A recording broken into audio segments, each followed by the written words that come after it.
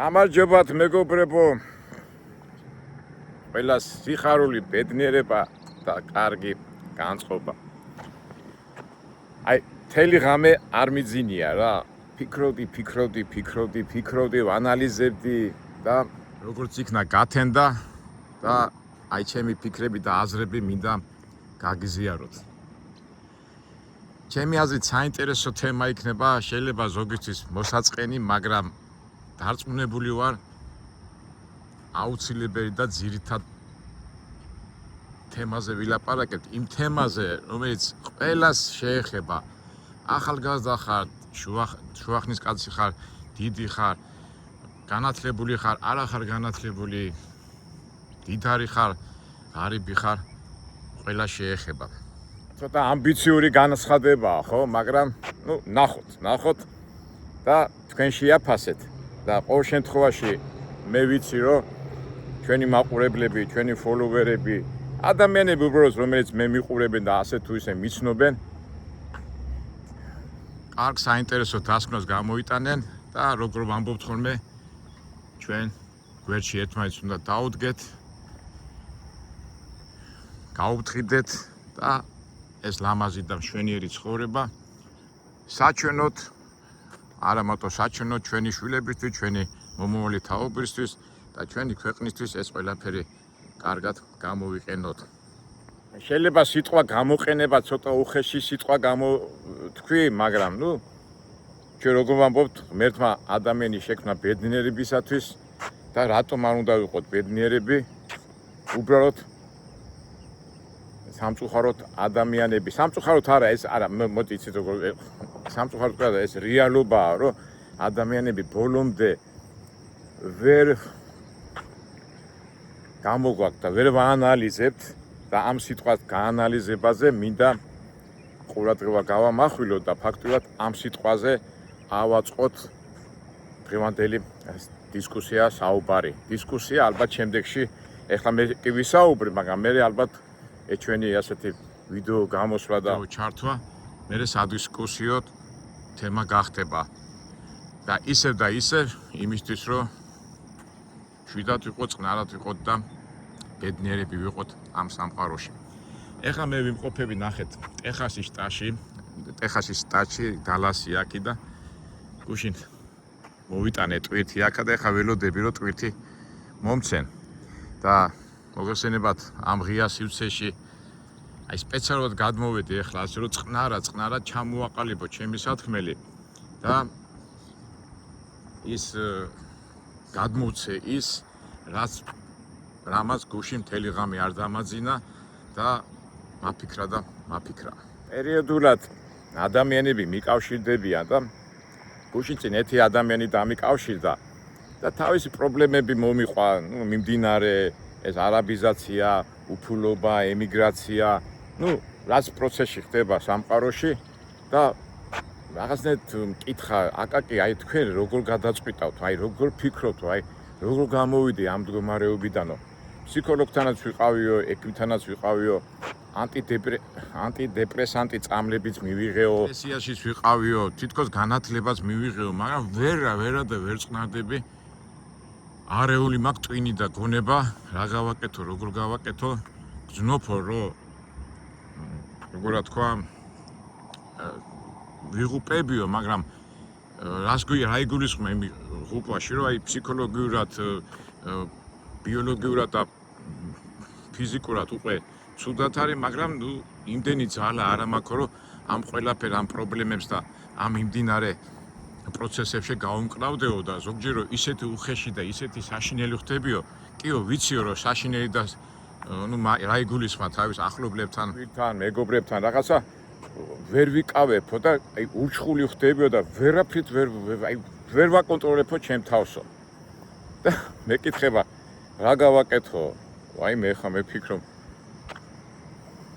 რა უნდა გააკეთო მეთქე ხა როგორი საქმეა თან ხო და არაფერი სიმშვიდით და ანალიზით უნდა და როგორ ვერ მშვიდებიო, რა გავაკეთო, თითქოს ისიც ვისწავლე, ესეც ვისწავლე, ეს ინფორმაციას მივიღე, ის ინფორმაციას ისა და საბოლოო ჯამში ასეთი რაღაცა მითხრა, რომ იმებს ღებო, წამლებს ღებულობო, თითქოს დამაწყნარებსო, მაგრამ 2-3 დღის შემდეგო ისევ მეწყებავე შფოთები და ფიქრები და მთელი ამბები. და აი ესეთი ინფორმაცია რომ მქონდა ასეთ შეხვედრა, ჩემ თავშიც დაიწყო ფიქრებმა ტრიალი და აი ამ აზრები მინდა გადმოვცეთ. ნუ ზოგჯერ ადამიანები, აი ზოგჯერ ახლა ჩემ არგზეც არიან ხოლმე, კარგი რა, შენი პროფესორობა გვინდა, ის გვინდა, არ გვინდა, თუ არ გინდა და მოსმენ არ გინდათ, ძალიან მარტივი პასუხია, გადადე. თუ ჩემთან ახართ და მე ვიცი რომ თქვენ ჩემთან ახართ მეგობრებო, ჩვენ ერთად ვართ და ჩვენი არხი და ჩვენი ეს ასეთი გამოსვლები უკვე მე რამდენჯერ ვიძახი რომ ემსახურება იმას რომ აი ესეთი მიმდინარე პრობლემები და ასეთი რაღაცები გადავლახოთ და წეღანაც რომ დავიწყე ალბათ აი ახლა როგორ მოვახერხებ ამას ცოტა გონებაში კი ვფიქრობდი როგორ ჩამოვაყალიბო ეს და სპეციალურად დავიწყე ახლა აქ წყნარ სიტუაციაში ლაპარაკი რომ თქვა რა მანქანაზე რომ დადიხარ შეცდომებ აბუ ჰორმოებში რომ მიდიხარ შეცდომებს უშვებ და იმედია ახლა ჩემი საუბარი შეცდომებით არ იქნება გაჯერებული და რაც თავარია ძირითად არს გადმოვცემ და ნახოთ აბა როგორ გამოგვივა ყოველ დღე გვესმის რომ ადამიანები შეიშანენ ადრე ასე იყო ეხლა სხვა არის ადრინდელი დრო რა კარგი იყო დღევანდელი თაობა რა ცუდია ეს გიჟია ეს გადარეულია ეს ის არის ეს არის და საერთო ჯამში ადამიანებს აი მოდი პიტაპირ თქვათ ამ ყველაფერს გადამხედე მომავლის შიში აქვს ადამიანებს მომავლის იმედი არა აქვს და რა პარადოქსია თანამედროვე სამყარო შეიცვალა ტექნიკა თვითმფრინავები თანამედროვე ტექნოლოგიები თითქოს კომფორტულია ყველაფერი მაგრამ ხედავთ რომ ადამიანი რაღაც უკმაყოფილოა სულ ხო აი დააკვირდეთ ხო აი თითქოს ბედნიერი უნდა იყო ყველაფერი საშუალებები იქეთური აქეთური მაგრამ ადამიანი ვერა და ვერ კმაყოფილდება და ძველ დროს სინანულით იხსენებს და ნუ მოგესენება ხლა თქვათ ასაკენია ხალხიც აი ზოგჯერ არის ხოლმე რომ ой ახან ახალგაზრდა იყავი იმიტომ იყავი ბედნიერი და იმ პრობლემებსაც ლახავდი რაც ადრე იყო და ეხა შენ თანამედროვე დროსთვის არ ახავსა და ვერ ლახავ და იმიტომ ფორიაქში მაგრამ გადავხედოთ ახალგაზრდებს მეგობრებო რამდენი ახალგაზრდა შეხედა მშვენიერი ლამაზი სტილობიანი მაგრამ ფორიაქში აი ხო გძნობ ეხლა აი ადამიანი აი დაუწყნარებელი აი და მე ზოგი დასინის, ზოგი არ დასინის, მაგრამ ის შინაგარი ფორიაქი, ეხლა მე როგორც შობელი, როგორც ასე თუ ისე გამოცდილი ადამიანი, რო უყურებ ახალგაზრდა, ისიც ვერ არიან კარგად. ეხლა ზოგჯერ ფიქრობ, აი მე რომ მახსოვს ჩემი ახალგაზრდა რო ვიყავი და რაღაცა პრობლემები რომ მქონდა ხოლმე, უფროსი თაობა მეუბნება, რა გიჭის კაცო ახალგაზრდა ხარ, შენ ყველაფერს გადაიტან და ეხლაც რო უკვე ცოტა დიდი რო გავხდი და ახალგაზრდას რო უყურებ პრობლემებში როა, აი რო ვადარებ, თითქოს ჩემი პრობლემა და იმის პრობლემა, დღევანდელი პრობლემა უფრო დიდი და უფრო მასშტაბურია, ვიდრე ადრინდელი და ისე ვისმის კითხვა, რატო? ყველაფერი ხელზე დევს, ხელის გულზე დევს, ყველა ინფორმაცია ვიცით, როგორ ანაირად, იქით-აქით და საერთო ჯამში მაინც ადამიანები უკმაყოფილოები ვართ. მე აი მქიდან დავიწყებ და უკვე გადავალ ცოტა ისტორიულ ფაქტებში და ისტორია მოვიხსენიოთ ძველი ადამიანი როგორ ფიქრობთ ეხლა ლოგიკურად რო ვიფიქროთ ძველ ადამიანებს პრობლემები არ ქონდათ ჩვენ ხო არ ვიცით მე-5, მე-6, მე-7 თუნდა მე-17, მე-16 საუკუნეში კი რაც უფრო ახლოს არის თითქოს იცი მაგრამ კაცობრიობა და დედამიწა მაინც პროგრესი არის მოძრავია და სულ ცვალებადია და ყველა ადამიანი თავისებურად რა პერიოდშიც არ უნდა იყოს აი ეპოქაზე უნდა ვილაპარაკო აი ძალიან ხშირად გვიყვას ხოლმე ეპოქალური დრო მაგრამ რამდენი ეპოქალური დრო არის მაგრამ ადამიანი მაინც გამოვიდა მდგომარეობიდან გადალახა ის მიმდინარე პრობლემები და ისტორიაც იწერება ზოგი ბედნიერი იყო, ზოგი არაბედნიერი, მაგრამ კაცობრიობა და ეს პროცესი მიდის. ეხლა რომ დაგღალოთ მეგობრებო, მე მინდა წეღანას თქვი სიტყვა ანალიზი და ერთ-ერთი ყველაზე გამოსავალი პროცესებისა, რასაც ახლა ჩვენ ვილაპარაკებთ, არის ანალიზი. ესე იგი, ანალიზს რო აკეთებ და ანალიზი რო გამოგაქვს, მე რო უყევხდები როგორ ანაირად და რა პროცესები მიდის და ამ ანალიზისთვის მე რო მომზადებული ხარ, უბრალოდ ეს ინფორმაციაც რო იცი და როგორც სპორტსმენი, რომელიც ემზადება შეჯიბრებაში გამოსასვლელად, უნდა იყოს ნავარჯიშები. ნავარჯიში და ეს პროცესი უნდა გაიაროს. თუ არ ივარჯიშა, შეჯიბრებაზე წარმატება არ ექნება, ხო? სანამ შეჯიბრებაზე გავა, აქამდე უნდა ივარჯიშოს. აი ესეა ჩვენი ცხოვრებაც, იცი? აი რაღაცას რო გადავწყვიტა და რაღაცაზე რო ვიწყებთ ფიქს, ანალიზი უნდა ჩაატარო, აწონ, დაწონო, პლუსი, მინუსი, რა, როგორ, რანაირად და მე უკვე როგორც ექიმი დიაგნოზს რო იპოვე, მე იწყებ კუნალობას. აი ესეც არის ადამიანის ფიქრებში, აზროვნებებში 1000 რაღაცა ხდება, ხო? ხშირად ამბობენ, რომ ადამიანი უნდა იყოს ბრძენი. და აი მეც ხშირად ჩემ ლაპარაკებში სულ მაგას ვამბობ, ბრძენი, მაგრამ ბრძენი და ბრძნული გადაწყვეტილებები რომ მიიღო, რაღაც ცხოვრებისეული გამოცდილება უნდა მიიღო, ხო? თქვათ ეხლა 15 წლის ადამიანი რაღაც საკითხს ასე გადაწყვიტავს, მაგრამ თქვათ 50-60 წლის ადამიანი იგივე საკითხს ცოტა სხვანაირად გადაწყვიტავს. რატო? იმიტომ რომ ჩვენ ვიტყვით, რომ ის 50-60 წლის ადამიანი უფრო ბრძენია და უფრო გამოცდილია და აქედან გამოდი, ამიტომ ყოველთვის აჯობებს იმ ახალგაზრდას. ნუ ყოველ შემთხვევაში 80-90% მასე იტყვის. მაგრამ აქ მეორე მომენტია, მეგობრებო. იმ ახალგაზრდას 15-20 წლის ადამიანს თუ ანალიზი შეუძლია და სწორად აწარმოო, სწორად გაანალიზა და ყველაფერს თავისი ადგილი დააყენა, რატომ გონია რომ ის 15-20 წლის ადამიანი, ახალგაზრდა ადამიანი გამოუცდელი ვერ აჯობებს, კაი გაგებით ვიძახი იმ 50-60 წლის დაბრძენებულ ადამიანს. ეხლა მე რასაც ვამბობ, ეხლა ხო არის ხოლმე, აი ახალგაზრდობისა, მომავალი ისა, ესა, აი ზოგჯერ გამოდიან ხოლმე ეხლა მიტინგებზე და ახალგაზრდებისა და ახალგაზრდებს წინ რო აყენებენ. რა თქმა უნდა, ახალგაზრდებისა მომავალი, მაგრამ მე იმას კი არ ვამბობ, რომ ანალიზი, მე მიდის შედეგი. და ეხლა ხელწამოსაკრავით არ შეიძლება, აი შენ ახან მოხუცი ხარ და ისა შენ არ გესმის თანამედროვე ინფორმაცია, ახალგაზრდამ უფრო იცის, ხო? ეხლა როგორ არის გავრცელებული, ხო? აი ხშირად მე მაგათად დისკუსიაში რო შემოდიან ადამიანები, შენ რა იცი, აი ახალგაზრდობა თაობა მოდის, იმან კომპიუტერი იცის, იმან ინფორმაცია იცის, იმან იცის, იმდა შენ არაფერი არ იცი. და აი აქ არის და მე ვეუბნები, კი, შეიძლება არ ვიცოდე რაღაც მომენტებში, მაგრამ შედეგი მაჩვენე. რატო ის შედეგი ეს ხო იცი, აი როგორ არის, აი ესეთი ლაპარაკები რომ მიდის ხომ. მე მესმის ის ახალგაზრდა ენერგიულია, მაგრამ სწორი ანალიზი არა აქვს. ამას ანალიზის გაკეთებას ასე თქვა, ასაკი შველის, მაგრამ ასაკიც არ შველის, აი ასე რო თქვა რა უხეში. ანალიზი უნდა გაკეთდეს სწორი და რაციონალური. და აი მაშინ არის შედეგი და ეხლა ახალგაზრდა იქნები, ძველგაზრდა იქნები, ვთქვათ, დიდარი იქნები თუ არამდიდარი იქნები თუ ეშმაკი იქნები თუ პატრიოტი იქნები, მაგრამ ნიშნულობა არ აქვს. ანალიზი, სწორი ანალიზი ეს როგორ არის, აი როგორც ჭეშმარიტება, ხო? ჭეშმარიტება არის ერთი, რომელი მხრიდან მიუდგები. და ჩვენც ახლა რომ მიუდგები, სიყვარულით გაგები და ნუ სხვა თემა. თემა არა ეს რომ მეთოდია მიდგობის, მაგრამ მე მინდა აი ძირითად იმაზე მიგიყვანოთ რა. ესე იგი, თავარია გაკეთდეს სწორი ანალიზი, აი ესე რო ვთქვათ. არც იქი და არც აქ. და ეხლა დავიწყეთ ძველი ხალხიდან, ხო? აი ძველი ხალხი ადრე სიტყვაზე, ხო?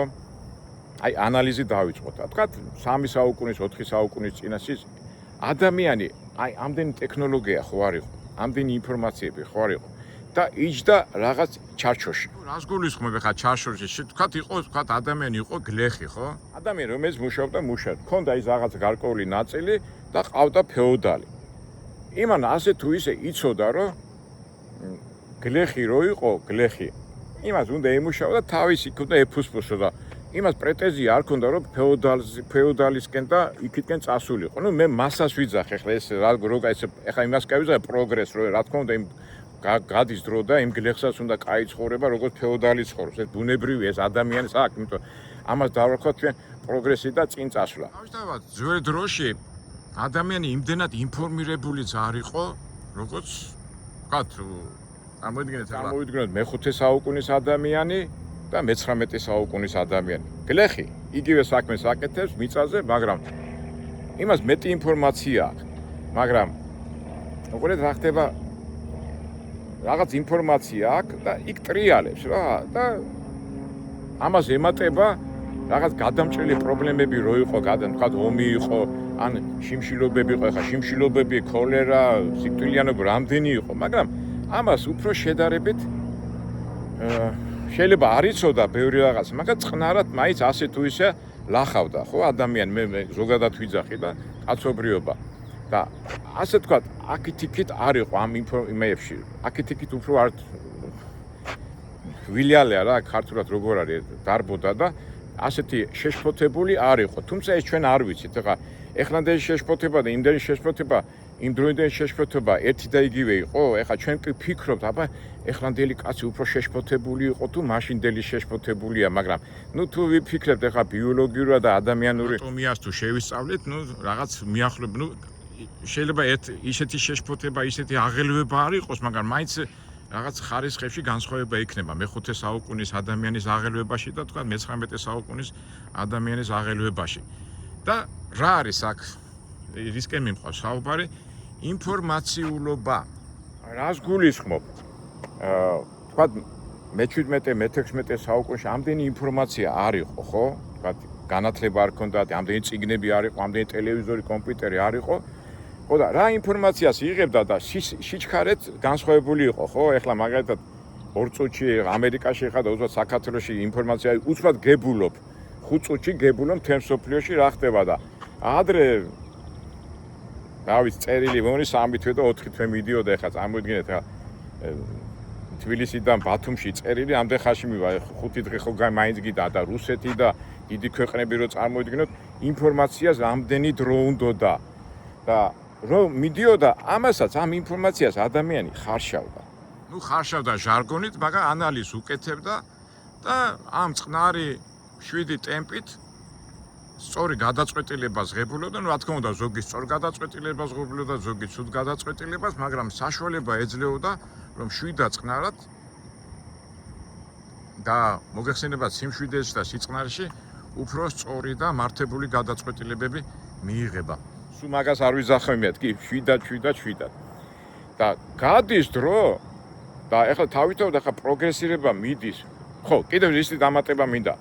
გარდა ამისა, შეიძლება თვითონ არ მიეღო გადაწყვეტილება რაღაც იქ პრობლემებზე, მაგრამ საზოგადოებას მიეღო, წყობას მიეღო, ნუ ფეოდალებს მიეღოთ, საზოგადოებას იმას რაღაც ინსტიტუტებს მიეღოთ, იქ მეფე, თავადი და იმის ნუ ხა კლასობრივ იმას ვიძახი, რომ იმ გადაწყვეტილებასაც სხვა ღებულობდა, თქვა თანამდებობი, ნუ ვინც დიდარი და თანამდებობით უფროსი იყო და ფაქტობრივად ადამიანი არ იყო აღელვებული რა. აი რისი თქმა მინდა მე, ნუ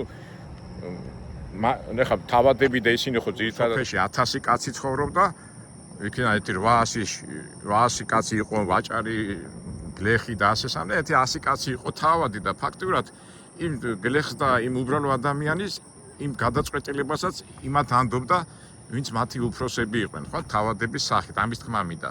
ესე იგი, ისე თქმა მინდა, რომ რაღაც სისტემაში იყო ეს ყველაფერი ჩამჯდარი.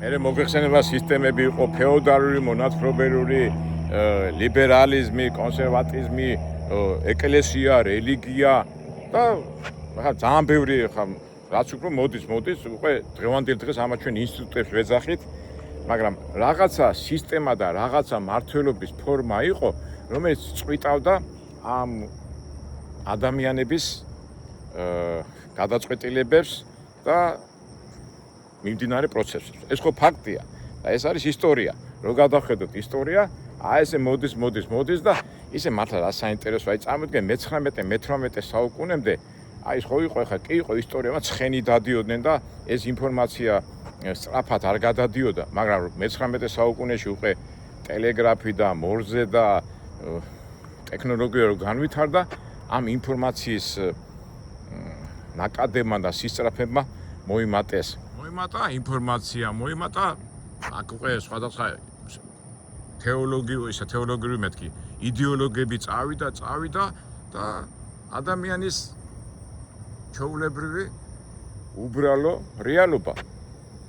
მე დღეს გლეხი ვარ, მაგრამ ხედავ ეს არის ფეოდალი და მე თუ მაგ შემოსავლის სიტყვაზე ვთქვათ 1000 ლარი, იმას აქვს მილიონები და ფიქრობ, ვა, ითია ის ჩემზე უკეთესი. იმასაც ორი ფეხი აქვს, ორი ხელი აქვს, მეც ორი ხელი მაქვს, ორი ფეხი მაქვს და მეც უფრო ჭკვიანი ვარ, ის ითია ჩემზე, იმან რაღაც კლასობრივ იმაზე რომ მაღლა დგას და იმიტომ და ნუ აქედან მე ისე თქვა რომ რევოლუციები წავიდა სამართლიანობის დამყარება ის და ნუ საერთო ჯამში ისი მინდა რა ეს ინფორმაცია რომ შემოიჭრა უკვე ადამიანებში წავიდა განვითარებაზე ფიქრი და უკვე იმ 1000 კაციან სოფელში ეხა წეღანაც რო თქვი თუ იყო 100 კაცი ფეოდალი წარმატებული და ამ დროს 800 კაცი უბრალო იყო იმ 800 კაცი შეიძლება 800-ვეს არ მონდომებოდა მაგრამ 304 გამოჩნდებოდა რომელიც ამ ფეოდალს და ამ დიდარ თუ წარმატებულ ადამიანს გათანაბრებოდა და კი არ გათანაბრებოდა არამედ უბრალოდ გაესრო კიდევაც ამას რა ქვია მეგობრებო პროგრესი ესე იგი ისტორიას ახასიათებს პროგრესი რომელიც ასეთი მოწინავეა და ამ პროგრესიდან გამომდინარე წამოვიდა მე რევოლუციები, წყობის შეცვლა და სულ ადამიანის შფოთავს. ნუ ეხლა ცოტა რელიგიურ თემასაც შევეხები ფაქტურად აი რევოლუციები და არეულობა და პროგრესი ეხლა ცოტა შეიძლება ისეთი რაღაცა თქვა, მაგრამ შეიძლება ხაზამ დაამიძახოს და სატანაც ხო ფაქტურად პროგრესია. ის არ უნდა დაქვემდებარებოდა ღმერთს და პროგრესის სახით თუ იმის სახით ეწინააღმდეგება სამყაროს შექმნელს. ნუ ეს ცოტა ისეთი თემა ამაზე ალბათ მე ჩვენც ვილაპარაკებთ, მაგრამ აი პროგრესი რომელიც ითვლება კაცობრიობის დინამოთ, ანუ მამოძრავებელ ძალად რაღაც პრობლემებს ქმნის. და აი ამ პრობლემებზე ვლაპარაკობ და აი აქ უკვე მოდის, ნუ პროგრესები რა, რევოლუციები, სოციალიზმი, კომუნიზმი, სხვადასხვა იდეოლოგიები, ნებისმიერი იდეოლოგია რო გაჩერდე და კითხო 100 ვთქვათ რომელიღაცა თეორიის წარმომადგენელი იმას გეუბნება რომ აი მე შევქმენი ისეთი წყობა რომ ადამიანი ბედნიერი იქნება და ეს ძირითადი პოსტულატი რომ ადამიანი უნდა იყოს თანაბარი და უსამართლობის ცნობა არ უნდა ქონდეს. ამ ორ ტრიალში უსამართლობა და პროგრესი გამოჩნდებიან მდიდრები, ღარიბები და მიდის გაქანებული კონკურენცია.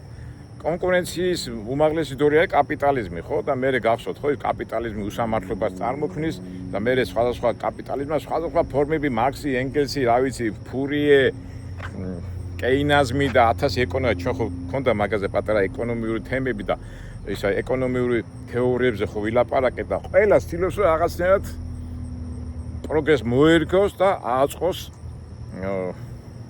ასე თქვა 64 დედამიწაზე. ფაქტიურად ისტორიას რო გადავხედოთ, ფაქტიურად ეგეც არის.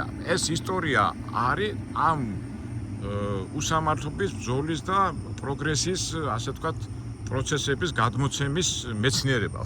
ძალიან მაღალ ფარდონავ თქვი ეს მეცნიერება, მაგრამ რეალობა, ესე იგი ეს მიდის ბრძოლა და ამ ბრძოლაში უკვე ყალიბდება სხვადასხვა მიმართულებები და ეს ინფორმაცია მოდის და პროგრესი მოდის და აი ახლა ჩვენ თავზე ვთქვათ, ხო, ახლა ჩვენ მე ჩემი თაობის და თქვა საქართველოს საიდან გამოვედით, ხო, კომუნისტური წყობიდან გამოვედით, სოციალისტური წყობიდან გამოვედით, საბჭოთა კავშირი დაინგრა. იმ საბჭოთა პერიოდში აი ისევ სისტემაზე ვიყავით რაღაც ჩაკეტის სისტემაში, ხო? თქვა 60-იან, 70-იან, 50-იან წლებში და ადამიანები აი თავიდან რო დავიწყე მე საუბარი ადამიანის გადაწყვეტილებებს იღებდნენ ეს პარტიული მუშაკები, ხო, CK, TK და ასე შემდეგ რაღაც ჩარჩოში ვიჯექით. ეხლა ასე თუ ისე განსაკუთრებით აი სტალინს აქებენ და სტალინის წყობა, სტალინს ქონდა სისტემა და აი ხო არ ეხა გამოდიან ხოლმე და აქებენ ეხლა გადაცემები რო გულაშვილთან სტალინის დროს ასე იყო და აღმერთებენ, მაგრამ ეს იმის თემა, მაგრამ სისტემაში იყო ეს წყობა და აი ხო არა ხა რაიმე რა კარგი იყო ბენზინი ღი და 7 თეთრი საჭმელი ისა და კარგად გნოდნენ თავს და ჩვენ ხშირად ვამბობთ ხოლმე რომ მაშინ ახალგაზრდა იყავი, მაგრამ საერთო ჯამში მაინც პროგრესს რო უყურებ, რომ აი თუნდაც კაპიტალისტურ ქვეყნებში, ამერიკაში, ევროპაში ხალხი სხვანაირად ხოვდა, სხვა ის იყო. რაღაცა ეს თითქოს ვაბალანსებდით, მაგრამ ეს რაღაც სისტემაში იყო ეს ყველაფერი დალაგებული, მაგრამ გავიდა დრო, საბჭოთა კავშირი დაინგრა, ეს ჩვენი ხალხი და ეს გავარდნენ დასავლეთში და აი ახლა მე ხო ამერიკაში დავდივარ და აქაც იგივეა მეგობრებო. ის მე მოხუც ამერიკას რო დაელაპარაკო ან ევროპაში, ყველა თვითონ აი ადრე რა კაი დრო იყო 30-40 წლის ამერიკა კარგი იყო, ევროპა კარგი იყო 64 და მე ახლა ისევ აირია სიტუაცია და მანდ მიდის სხვადასხვა დაბრალება რო აი საბჭოთა ხალხი წამოვიდა, ინდოეთიდან ხალხი წამოვიდა, არაბეთიდან ხალხი წამოვიდა, ისა და აირია მონასტერიო. ჩვენ ძალიან ბევრი შეგვიძლია ვილაპარაკოთ იმიტომ კეთდება ვიღაცა მასონები არიან, მართავენ, დიდარი ხალხია, deep state-ი, ის ქეთური, აქეთური. მე ესეც დაემატა რომ ერთ სიტყვით ეს ორომტრიაი და რიარია, ანუ ცხოვრება და დაემატა მე ამასობაში, აი ხლაც ამერიკაში ხო არის ორი მიმართულება, კონსერვატორული და ლიბერალური, ხო? ლიბერალების მოთხოვნა რომ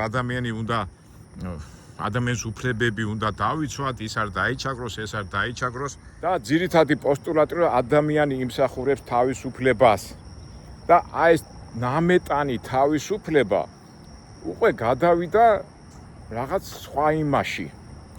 დაემატა ამას ტექნიკური, რა ქვია იმას, განვითარება, ინფორმაციული წყაროები და მივედით იმ ადგილამდე რომ თქვათ მე-17 საუკუნის ადამიანი, რომელიც თქვა თვეში რაღაც ახალ ინფორმაციას მიიღებდა 5-6 გაზეთით რაღაცა წყნარად, ეხლა დღევანდელ დროს ეს ინფორმაციული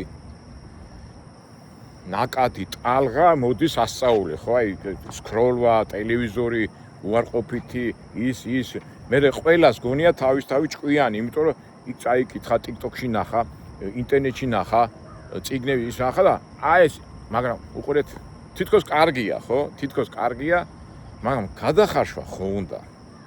აი ადამიანი ვერ ახერხებს გადახარშვას, ანუ ანალიზის გამოტანას. ზოგს ანალიზის გამოტანაც ეზარება, იმიტომ რომ შენ რაღაცა ინფორმაციას რომ მიიღებ, იქვე მეორე სხვა ინფორმაციას გამზადებას გეუბნება. იქიდან სხვა და უკვე ფაქტიურად აი ისევ და ისევ ანალიზი ფიქრის საშუალებას არ გაძლევს და ანალიზი, ეხლა თუ ვერ იფიქრე, ანალიზი როგორ გამოიტან და ამას ქვია პროგრესი და ონლაინი და ტელეფონი და რასაც ყველა დღევანდელი ცნიერები და მთელი კაცობრიობა მაგაზე ნერვიულობს, იმიტომ რომ უკვე ფიქრობა, ახალგაზრდები თითქოს ინფორმირებულები არიან, მაგრამ აღელვებულები, დეპრესიულები და როგორ ვთქვათ, არაორდინარული არიან. ამას ემატება ომები. ეხლა წარმოიდგინეთ, აი ამას ემატება დიდარი ხალხი, ამას ემატება ბევრი აზრები და ამას გადახარშვა ხო უნდა, აი ისე გაანალიზება ხო უნდა და აი ადამიანი რო ვეღარ ანალიზებს, რაღაც უკმაყოფილო გითხრათ დაუკმაყოფილებელი გზნობა რომ მოსდის, აი მე მოდის უკვე ნერვოზი, მე მოდის ნერვიულობა, ეხლა ყველა ადამიანი ერთნაირი ხო არის, ყველა ხო ვერ გაუძლებს, ეს ხო ფიზიკური დატვირთვაც არის ტვინის და აი აქედან მოდის ეს მთელი კონფლიქტები, უხეშობები. მეგობრებო, გინდა არ გინდა ადამიანი რო იბადება, თავისი მიზანი აქვს, ხო? მიზანი, რომ რაღაცა იქ შვილები გაზარდოს, კარიერული წინსვლა გააკეთოს, უბრალოდ ელემენტარულად კარგად იცხოვროს და მიზანი აქვს და აი შეადარეთ ძველ ხალხს, აი რაღაცა მიზანი ქონდათ და ამ დაბყოლებებს და ამებს ყველაფერს ლახავდნენ, იმიტომ რომ ის მიზანი მისთვის ნათელი იყოს. აი თუნდაც ავიღოთ 90-იანი წლები ჩვენი საქართველოში. ყაჩაღობა იყო, მაიმუნობა იყო, აი ჩემ წიგნშიც ხო მაქვს მე აღწერილი როგორ იქ ჩუბობდით რაღაცები, მაგრამ ადამიანებს იმედი ქონდათ, იმედი და შუქიც არ იყო, წყალიც არ იყო, მაგრამ იმედი მქონდა ცოტა სხვანაირი ხალხი იყო და უფრო მოლაპარაკება შეიძლებოდა, მაგრამ გავიდა 20-30 წელი. ეხლა ჩვენთან საქართველოში დენიც არის, წყალიც არის, მაღაზიებიც სავსეა, ისიც სავსეა, ესეც სავსეა, თითქოს მშვენიერი მანქანები დადის. სახლებია, მაგრამ შეხედეთ, განერვოზებული, დაჩეხილი, გაუბედურებული, ადამიანს ვერ დაელაპარაკები, ვიდეოს ჩართავ ვიღაცა ყვირის, იქ ვიღაცა ჩხუბობს, იმ დღეს უყურებდი კაცო გადავირიე. ალბათ თქვენს გაქვთ ნანახი, ქალი ყვიროდა, ანუ რა ვიცი, ჯარიმა მისცა მანქანაზე და ვაიმე ქალი ყვიროდა. აი გადავირიე, ქალი ახალგაზრდა 35 წლის არის. აი ამ დონემდე როგორ უნდა მივიდეთ, აი თქვენც ნახეთ ახლა ჩვენთან როგორ აი ყვირიან, ჩხავიან, ბღავიან, ნუ როგორი შესახედია, მაგრამ საშინელებაა და აქედან შენ ქალი ხარ როგორ იქცევ რანე, ნუ ეხლა ეს სხვა თემაა, მაგაზე ჩვენ ალბათ მე ვილაპარაკეთ, მაგრამ მიზეზი რა არის? მიზეზი არის აი პარადოქსია, რომ აი ხო ყველაფერი თითქოს გვაქვს, ტელეფონი, ინფორმაციების ნაკადი მოდის, უფრო დახვეწილი იყო და უფრო გიჟები და უფრო გადარეულები არიან. რატომ მეგობრებო? მარტივი პასუხია. გადახარშული, გაანალიზებული არ აქვს ის ინფორმაცია, რაც მიღებული აქვს ადამიანებს და ეს იწვევს ამ ნერვოზებს, უბედურებებს და მთელ ამბებს. აი ხა ძალიან პოპულარული ChatGPT, ხო? აი ადამიანს რო აღაც უნდა ფიქრის საშუალებასაც არ გაძლევს, რაღაცა თუ დაგაინტერესებს, ჩახდები ChatGPT-ში და გამზადებული პასუხი გაქვს. ესე იგი, აქაც უკვე არა ანალიზის საშუალება, ეხლა ისმის კითხვა რა ცუდია ის ChatGPT? არა, ცუდი არაა და აი პერსპექტივაში მე ხა ცოტა ისე დავხატე, ხო, თითქოს, მაგრამ როგორ ფიქრობთ, აი მომავალი რა გველოდება ჩვენ, აი როგორ იქნება მომავალი? აი თითქოს დავხატე ცუდა და ცუდი იქნება თუ კარგი იქნება. მე კი მაქვს ამაზე პასუხი, სამთავრობო ჩემი აზროვნება და ცნობიერება თქვენ მოგეხსენებათ ბიბლიაზე და წმინდა წერილზეა დამყარებული, მაგრამ ეს ახლა ცოტა სხვა თემაა, მაგრამ ამასაც უნდა გაანალიზება და დაფიქრება. შიში იმისა, რომ ადამიანებს მომავლის რატო არის ასე ანერვიულები და მართლა ეშინიათ არა, აი არიციან ხარ რა იქნება, ზეგ რა იქნება. აი თვითონ ყველაფერია, მაგრამ ყველაფერი დაძაბულები ვარ და ომები, უბედურებები, პრეზიდენტები გიჟები, ის გიჟები, ეს ფაქტია, მაგრამ ანალიზი ხო უნდა გავაკეთოთ. აი მაგათი ავიღოთ ტრამპი, ხო? ამხელა ქვეყნის, ასეთი ძლიერი ქვეყნის პრეზიდენტია, ხო? მაგრამ რო დაფიქრდე და ანალიზი გააკეთო, ნუ აი ესეთი ზედაპირული ანალიზი რო გავაკეთოთ, ეს პრეზიდენტი საშიშია. იმიტომ ჩვენ არ ვიცით ხوار რა სიტყვის. დღეს ეს 3-4 იცვლის თავის იმეებს, მაგრამ ხوار ზეგ რა სიტყვის და რას გააკეთებს არის. აი თუნდაც პოლიტიკაში აიღეთ, ხო? ჯერ ებრაელებს გვერდზე ედგა, ეხა თურქეთში წავიდა, ეხა ებრაელები გააბრაზა, ყველას აგინებს, აფურთხებს. აი რა ხდება? საშიში ეს მეგობრებო? აი რო დაფიქრდე, შეგეშინდება. და ამას არ გაანალიზებ, ყველა ხო არა ვარდებული, ეხა ყველაფერი კარგად იცოდეს პოლიტიკაში, გეოპოლიტიკაში და ეს დაუკმაყოფილებელი გზნობა მართალია პოლიტიკაზე და შორეულ იმაზე ვიძახებ, მაინც შენთან მოდის, იმიტომ რომ იმდენად არის დაკავშირებული ეს კომუნიკაციებით, ერთმანეთთან, ინტერნეტით, ინფორმაციებით, რომ ადამიანებს ეს ჩვენზე მოქმედებს. და რა არის გამოსავალი, მეგობრებო, ეხა მე ცოტა ვიდეო რო არ გავგრძელდეს, ისე და ისე რითიც დავიწყე ლაპარაკი, გავაკეთოთ ანალიზი, დავფიქრდეთ, გავიაზროთ, შევიცნოთ სიყვარული, სითბოთი და ჩვენ ამას მაინც ვერ გავაჩერებთ. ეს პროგრესი მაინც იქნება. ჩვენ წარმოიდგინეთ მაგალითად 50 წლის წინ მობილური ტელეფონს ვინმე წარმოიდგენდა, თუნდაც 20 წლის წინ, ეხლა მობილურის გარეშე ვერ ისა. ინტერნეტს წარმოიდგენდით? ან წარმოიდგენდით ახლა მე ამერიკაში ვარ და თქვენ გელაპარაკებით აქედან საქართველოსთან, აი ამას წარმოიდგენდით, ვეც აი და კიდო რა გველოდება და რა ის იქნება? ჩვენ ხო არ ვიცით, მაგრამ ჩვენ ვიცით და გადარჩენი გზა არის დაფიქრება, დაწყნარება, სიმშვიდით და ანალიზის სწორად დალაგება. სწორად თქვი დალაგება, ხო, ნუ ანალიზის სწორი წარმოება. და ყველაზე აი ჩვენ რაც უნდა ვანალიზოთ, რაც უნდა ვიფიქროთ, რაც უნდა ჭკვიანები ვიყოთ, რაც უნდა განათლებულები ვიყოთ უფლის გარეშე. როგორ არის ნათქვამი, თმაც კი არ არის, არაფერი არ გამოძრავდება, თმაც კი ყველა წერტილი უფლის გარეშე, ყველა მოძრაობა უფლის გარეშე არ ხდება. სამწუხაროდ კაცობრიობა და ადამიანები აი ანალიზზე რამდენი ვილაპარაკე და ეზარებათ ამაზეც ფიქრი, რომ ჩვენ გარშემო არის სილამაზე ყველაფერი ეს ზემოდან მოდის და უფლის ნებაა, მაგრამ იმდენად უყვარვათ უფალს და იმდენად პატიოს ჩვენ მაიმუნობებს და ჩვენ დაუხვეწილობას, რომ ითმეს და ითმეს, მაგრამ ესეც ანალიზის უნარია. მე ჩემებურად კი ვთქვი, ადამიანური ანალიზის აქ მიწიერ ცხოვრებაში როგორ უნდა გავაკეთოთ, მაგრამ ყველაზე სწორი და ნამდვილი ანალიზი არის უფალი და უბრალოდ ჩვენ სამწუხაროდ გვეზარება რატო, რისთვის, როგორ სატანა გვიკეთებს ამას, არ გვიკეთებს. ეხლა მე რატო ვთქვით, ეხლა მე ხო გამოდივარ უკვე იმ დღეს დამიკავშირდა ერთი ადამიანი და აი შენ მეჯღანვაშვილებს რო ეძახიო, რატო შეურაცხყოფას აყენებო. ვის ვაყენებ მეთქი კაცო, მეჯღანვაშვილი იცი ვინ არის მეთქი. მაშინ გოფსექს ვიტყვი, შილაკს ვიტყვი, მამა გორიოს ვიტყვი. ესენი ვინ არიანო?